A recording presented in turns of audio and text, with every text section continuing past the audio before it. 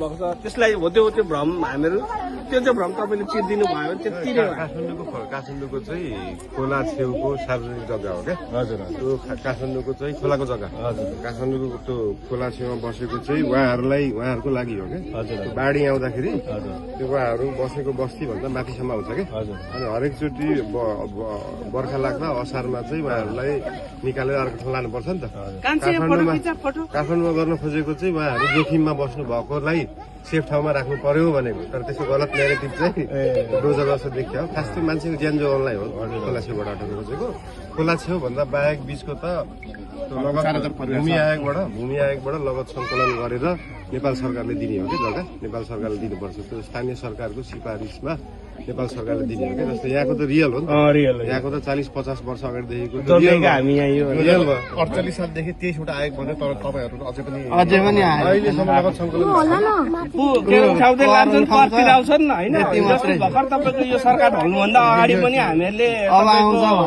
भूमि आयोगबाट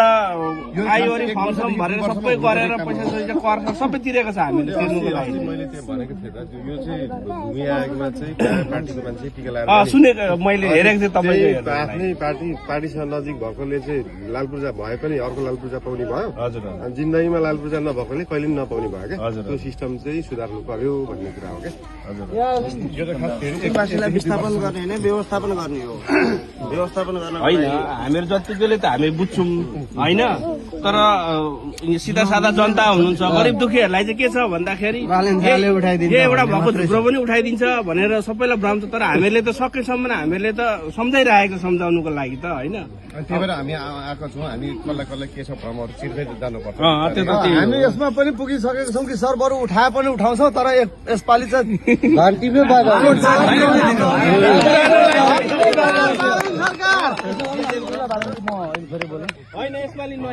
कमल 5 भनेको लगभग क्षेत्र नम्बर 5 भनेको पहिलादेखि नै एमालेको गढ हो। अब यसमा के छ अब हाम्रो घन्टीले या स्वतन्त्रले या बालेनजीको आफ्नो व्यक्तिगत के छ हाम्रो तपाईँको एजेन्डाहरू के छन् त्यो पनि हामीले अलिकति बुझ्न पाए राम्रो हुन्थ्यो। तपाईँको लगभग यहाँ एमालेको गढ हामीले चिर्दैछौँ किनभने युवालाई हामीले देश सुम्पिनु पर्ने छ त्यही भएर हामी युवाहरू लागिरहेका छौँ। अब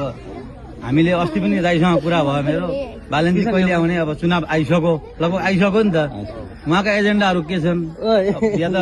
बालेनजीको एजेन्डा मात्रै हेरेको स्वतन्त्र पार्टीको एजेन्डा के छ त भोलि त देशलाई 2/3 बहुमत दिएर बालेनजीलाई प्रधानमन्त्री बनाउने स्वतन्त्र पार्टीको धारणा हाम्रो पनि धारणा हिजो जेएनजी आन्दोलन हुँदाखेरि यत्रा बच्चाहरू मरे के को लागि भन्दा परिवर्तनको लागि तर परिवर्तन भएन देशले परिवर्तन पाएन। अब बालेनजीको योजना चाहिँ के छ त या स्वतन्त्र पार्टीको एजेन्डा के छ त हामीले पनि बुझौँ न तपाईँ हामीले त बुझौँला एउटा कुरो व्यक्तिगत भेटेर बुझ्ने भन्दा पनि सबैले बुझ्ने हिसाबले चाहिँ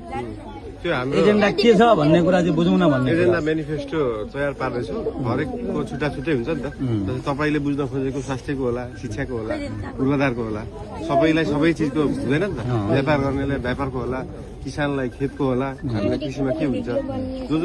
जो मान्छेलाई जे सम्बन्धी एजेन्डा बुझ्न मन छ त्यो तयार पार्दैछु त्यसको छुट्टा छुट्टै सबै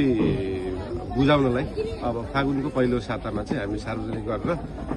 यो क्षेत्रको छुट्टै एजेन्डा हुन्छ प्रधानमन्त्रीको छुट्टै हुन्छ पार्टीको छुट्टै हुन्छ सबै ठाउँको छुट्टा छुट्टै हुन्छ यो त हो कि अब अर्को कुरा के हो भने हामीले अब तपाईँ एक कार्यकाल झन्नै मेयर भएर बस्नुभयो काठमाडौँमा हामीले नेपाललाई स्वास्थ्य र शिक्षा केही मात्रामा कम गर्न सकिँदैन पुरै निशुल्क त होइन त्यो भयो भने एउटा कुरो के हुन्छ भने युवाहरू विदेश पलायन हुनु पर्दैन म पनि 20 वर्ष खाडीमा बसेर आएको हेर्नु अहिले हातमा जिरो हो बसुन्जेल पैसा हुन्छ यहाँ आएपछि एउटा व्यवसाय गर्नलाई पनि गाह्रो छ नेपालको स्थिति त्यो छ त्यो भएकोले गर्दा जति सक्दो स्वास्थ्य र शिक्षामा तपाईँले पहुँच दिलाउन सक्नुभयो भने हामीले साँच्चै भन्नु विदेश जानु पर्दैन म 20 वर्ष भयो विदेश बसेर आएको काठमाडौँमा के गरेका छौँ भन्दाखेरि तपाईँको पैसा नहुने विपन्नले चाहिँ प्राइभेट स्कुलमा पनि 10% सिट कक्षा कोठामा 100 वटा सिट छ भने 10 वटा सिट चाहिँ विपन्नले पाउँछ थाहा पाउनु भएको छ होला त्यो फेरि देशभरिकाले पाउने हो कि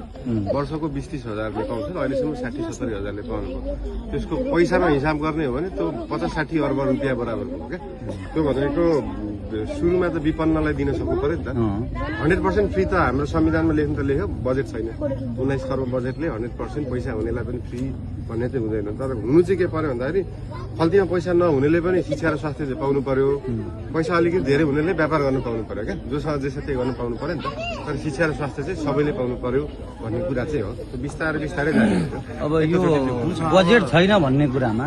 हामीले प्रदेश संरचना खारेज गर्यौँ भने बजेट त हामीसँग इनफ हुन्छ नि। होइन, बजेटमा त्यो प्रदेश संरचना धेरै खर्च छ नि प्रदेशमा त। छैन छैन, त्यो न्यून खर्च, त्यो कलममा जाने न्यून खर्च हो क्या त्यो। त्यो भत्ता पनि एउटा सत्ता भ्रम हो अब क्या। सुकिया गर्दा धेरै खर्च छ नि वालेन्जी। त्यो होइन, मन्त्रीले सांसदले खाएको तलब होइन क्या, तिनीहरूले अरू बाहिर गरेर बेच्ने स्टुडियो हो। भ्रष्टाचार गरेको अहिले हामी निस्किन्छौँ है।